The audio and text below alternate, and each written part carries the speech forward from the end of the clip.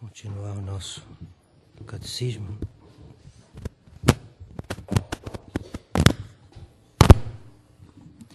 É só uma gotinha cada domingo, mas a gente persevera, a gente pode aprender muita coisa.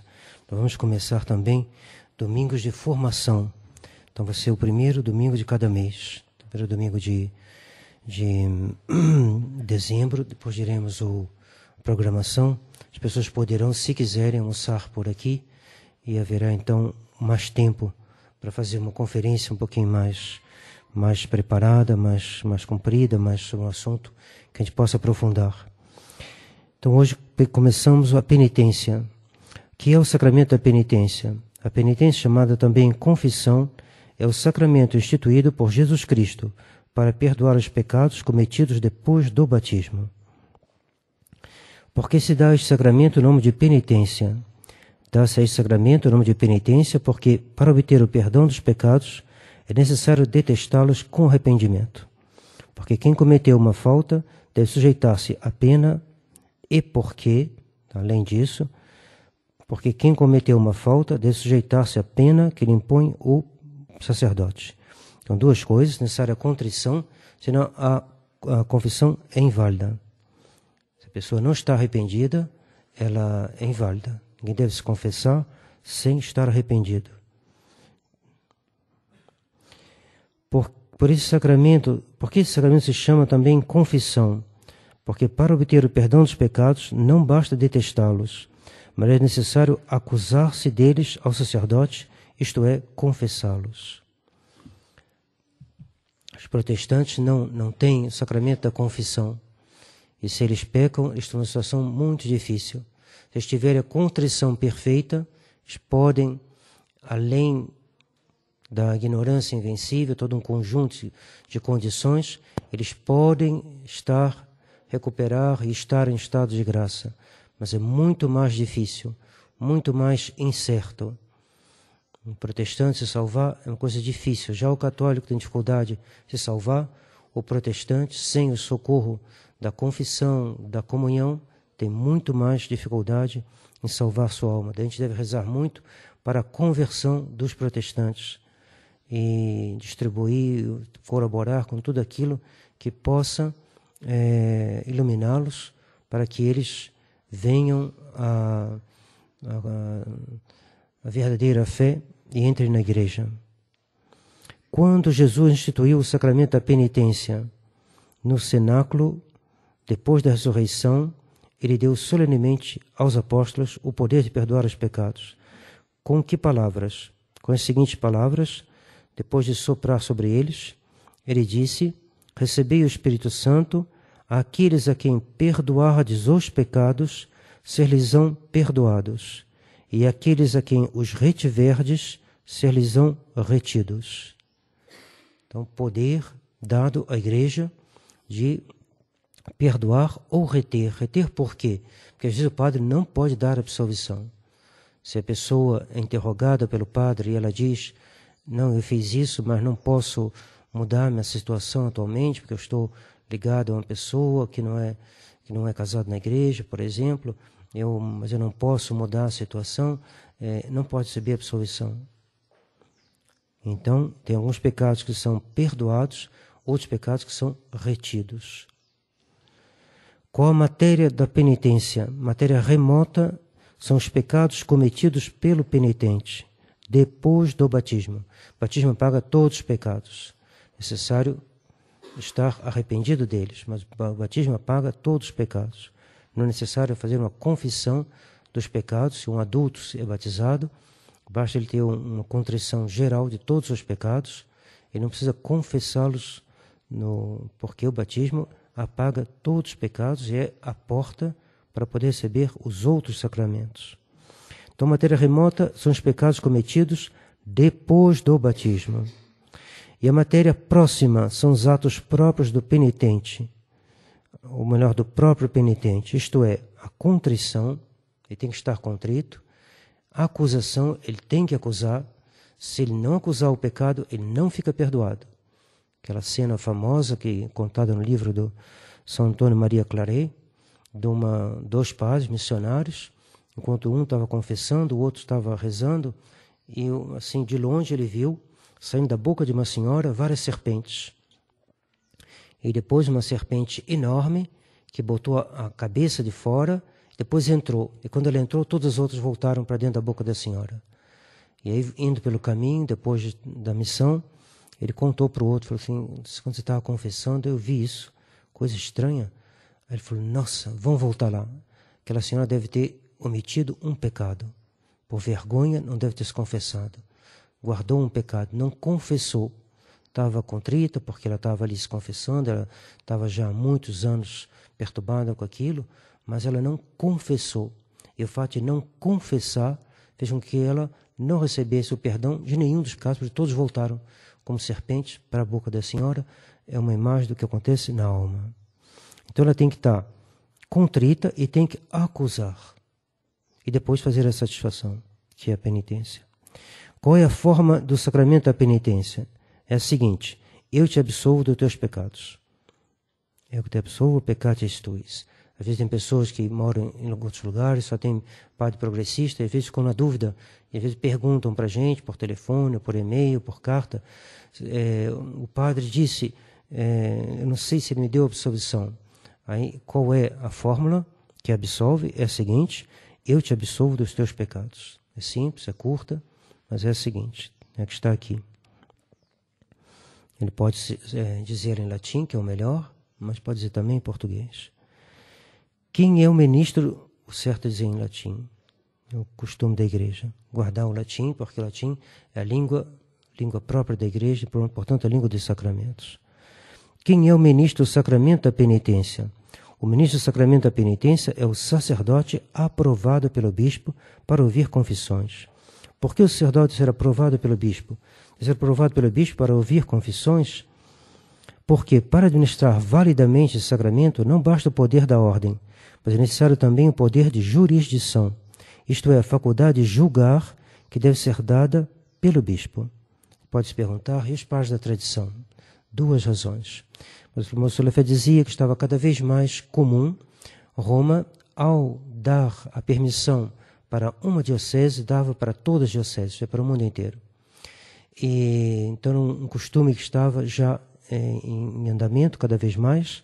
E a outra é, se nos é negada a jurisdição aqui em Friburgo, é porque nós guardamos a fé católica. É uma razão contra a fé católica. Então, por isso, Monsenhor Lefebvre acha que a necessidade dos fiéis, o pedido dos fiéis, dão a jurisdição. Os pais de Campos confessaram durante muitos anos, tendo só o conselho de Dom Antônio Castro Maier. E eles confessaram, né? Padre Fernando Reifan, Padre Jonas Lisboa, Padre Eduardo Ataíde, Padre José Possidente, todos confessaram durante longos anos, tendo só o conselho de Monsenhor de Castro Maier, e não a aprovação do bispo local, que foi Dom Navarro, que os perseguiu duramente. E eles estavam absolvendo os pecados? Sim. Sim, porque a razão pela qual lhes era negada, como é negada também a nós atualmente, é uma razão de ir contra a fé católica, contra a igreja. Então, uma lei que é feita contra a igreja, ela é nula. Quantas são as partes do sacramento da penitência? São a contrição, a confissão, a satisfação da parte do pecador e a absolvição da parte do sacerdote. Que é a contrição ou dor dos pecados? É um desgosto da alma pelo qual se detestam os pecados cometidos e pelo qual o pecador se propõe não os tornar a cometer no futuro. Mas perguntaram ao padre Curadaço, como é que a gente sabe se a gente teve contrição? Ele falou, se você parou de pecar, é a prova que você tinha contrição. Parar de não fazer nunca mais nenhum pecado venial, isso não está em poder do homem. O justo peca 7 vezes ao dia. Mas pecar deliberadamente, que seja mortalmente ou venialmente, isto, com o auxílio da oração, do sacramento, da comunhão, Deus põe ao alcance do homem. Faça o que você pode e peça o que você não pode. Então, você quer saber se você está realmente contrito? Vê se você parou de fazer aquele pecado voluntariamente. Mas a pessoa vem aqui e confessa um pecado, mal saiu da lei do confessionário, já repetiu aquele pecado voluntariamente, né? Vai lá e faz uma trapaça, acaba roubar ali na barraquinha mesmo. Vem acusado de um roubo, e ele na barraquinha, sai dali, vai na barraquinha e rouba. Ele está contrito? Não, não está contrito. Foi uma confissão sem contrição. Então você quer ver se você está contrito, veja o esforço que você fez, ao menos um esforço, né? Fez uma coisa mais difícil, uma coisa assim, que você fez um esforço, diminuiu, você conseguiu não pecar tanto quanto antes, que é um progresso, é um sinal de contrição. E a abolição desse pecado é um sinal claríssimo de contrição. Ah, eu não senti nada, não chorei, não precisa.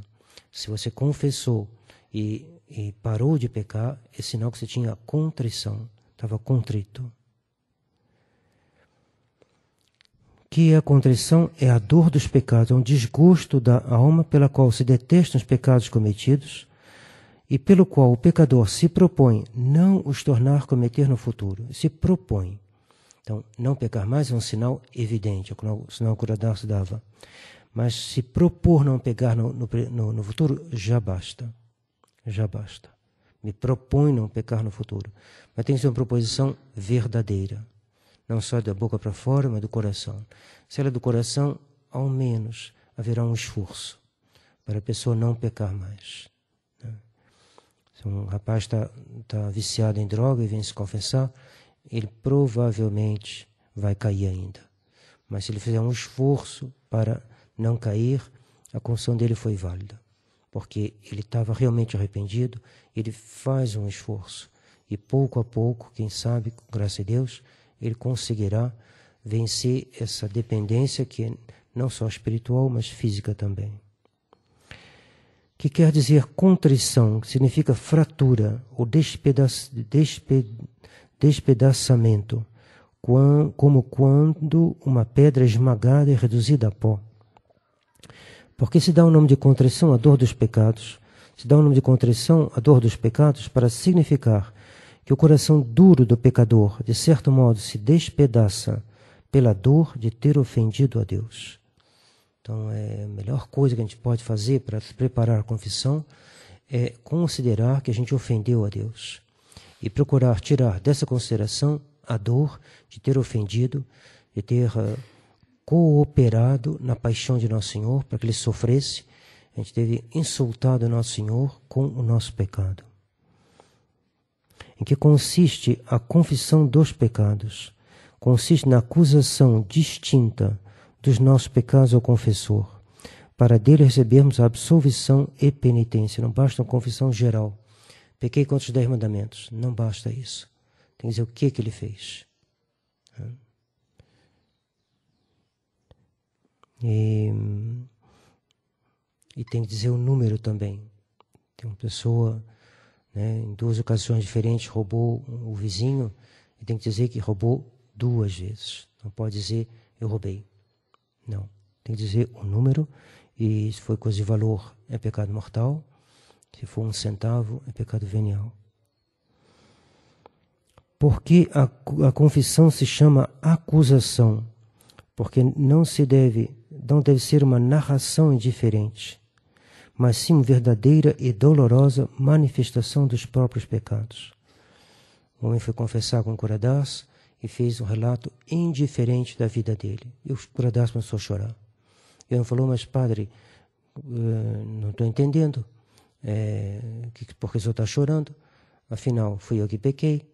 Ele falou, meu filho, eu choro porque o senhor não chora. E ele não deu absolução. Fez penitência pelo homem. E só no 3º dia, na 3ª confissão, aí o homem estava contrito e o homem começou a chorar. Ele falou, meu amigo, hoje é você que chora, né? E eu que falo. Então é necessário que seja não deve ser uma manifestação verdadeira e dolorosa de nossos pecados. Que é satisfação ou penitência?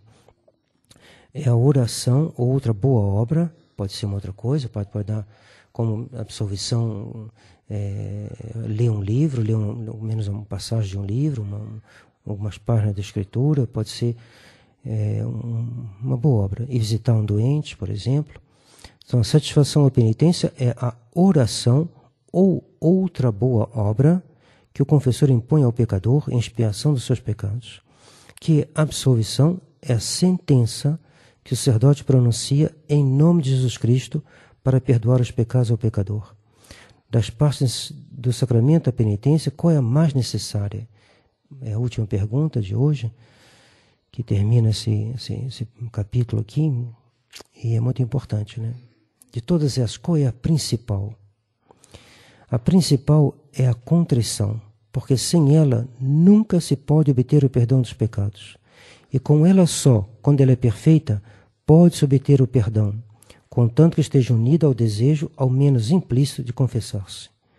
Então a gente vê a importância da contrição e de pedir essa graça a Deus, de ter a contrição dos nossos pecados e assim viver plenamente na graça de Deus, tendo nossos pecados inteiramente perdoados. Em nome do Pai, do Filho e do Espírito Santo. Amém.